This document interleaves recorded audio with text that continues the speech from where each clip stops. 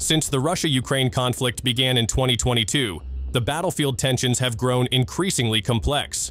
Cross-domain attacks, by land, sea, and air, have become central to military operations.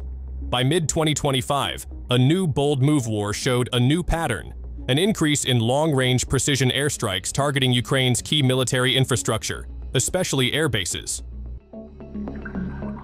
In modern warfare, Russia's strategic bombers, the TU-95 and TU-160, have taken on a more active role.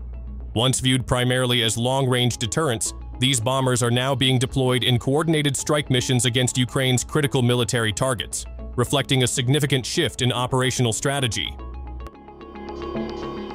Reports have emerged of one of the largest strikes of 2025, involving both of these bombers. So, how is the timeline of TU-95 and TU-160 operations in targeting Ukrainian military air bases, and what levels of destruction might have been caused? Let's dig into the information together.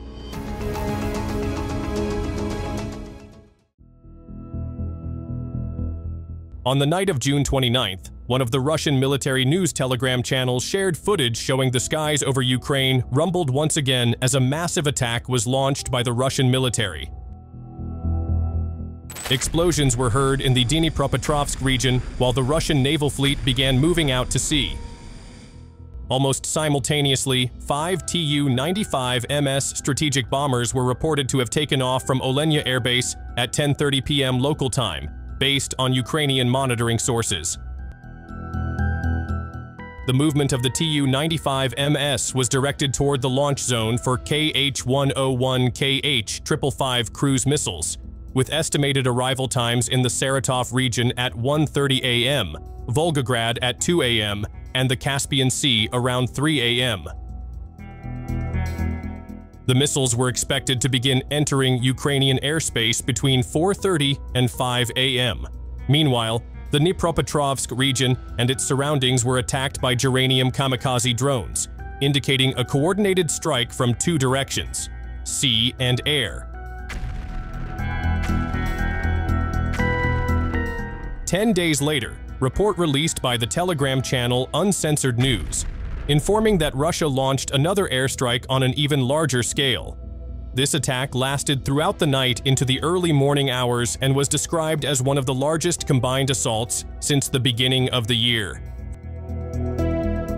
Thousands of UAVs, hypersonic missiles, several ballistic missiles, and cruise missiles were used in the strike.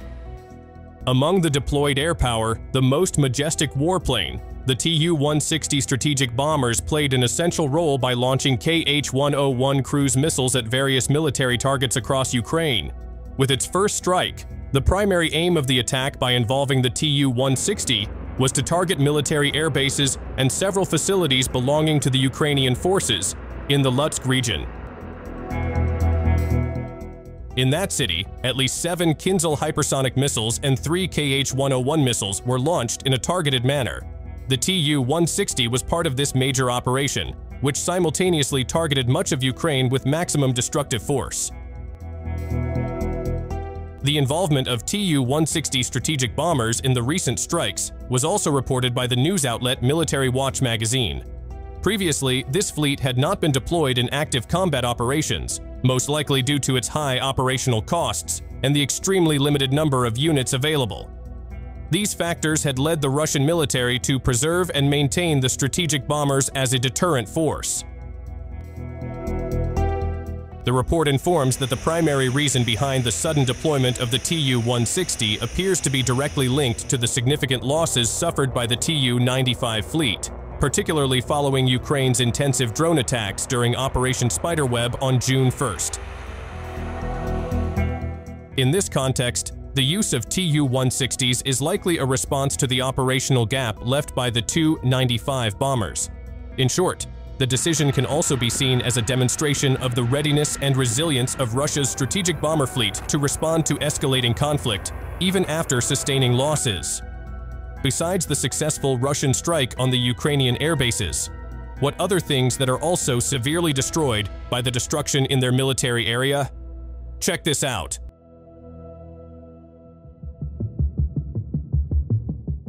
According to the military news Telegram channel, Aside from targeting airbases, Russia's strikes were also directed at Ukraine's vital infrastructure. Energy facilities and industrial zones across several cities were hit intensively by missiles and drones. In the west, the city of Lviv was targeted, with strikes aimed at logistics and energy distribution centers. Zaporizhzhia suffered damage to key factories and supply routes, while Cherkasy and Kremenchuk were shaken by explosions that disrupted the production of military equipment. In the south, Mykolaiv was struck with precision, hitting both the port and its energy network. Meanwhile, the Donbass region, long a focal point of the conflict, faced continued attacks on what little infrastructure remains. These strikes show that pressure is no longer coming solely from the front lines, but also through efforts to cripple the country's support systems on a wider scale. By then, the strikes launched in rapid succession on several Ukrainian air bases reveal how advanced aerial power can be used to apply maximum pressure in a very short time. But beyond its military might, this operation sends a much deeper message. In a modern war that continues to evolve, every move, every decision, and every aircraft deployed carries a significant strategic weight. The involvement of the TU-95 MS and TU-160 is not just a reaction to battlefield conditions. It reflects a shift in Russia's approach to maintaining air dominance. Armed with long-range cruise missiles and hypersonic weapons, these platforms have been actively deployed to target Ukraine's key air bases. This shift raises important questions. How did this strategic timeline unfold? And just how central are these bombers in reshaping the landscape of Russia's air offensive? So, what major move might Russia take next? And can Ukraine withstand the full force of Moscow's military power? We'll be watching closely as the battlefront continues to unfold. Until then, thank you for watching, and stay tuned for more information.